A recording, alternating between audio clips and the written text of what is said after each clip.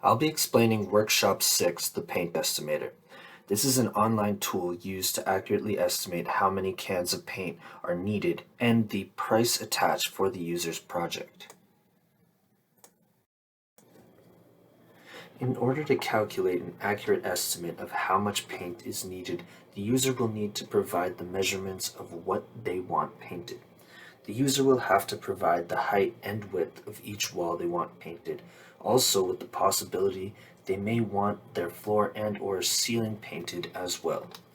The user will also need to provide the height and width of all doors and windows on the designated walls. Using all of these measurements, the online paint estimator can calculate the area of each wall that will actually have paint applied. In order for the paint estimator to calculate how much paint will approximately be needed for the project, the user will need to specify how many coats of base paint they wish to apply. Based on that information, the paint estimator will suggest how many coats of finishing paint the user should apply. Once it's determined how many coats of base paint and finishing paint the user has requested, the paint estimator can use this information along with the previous data collected to determine how many cans of each paint will be required. Once the paint estimator has calculated what is believed to be the number of base paint and finishing paint cans needed, the paint estimator can calculate an approximate price for the project.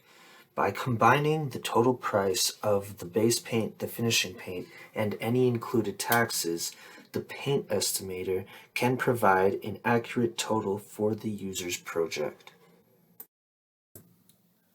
It's not easy to look at a room and decide how many cans of paint would be needed to get the job done. Also, trying to do so could lead to some costly miscalculations, buying too much paint or even wasting time to go get more. That's why the paint estimator guides the user through a simple step-by-step process based around their needs and their preferences to give the user an accurate idea of how much it will cost and how much paint they will need to get the job done the first time around.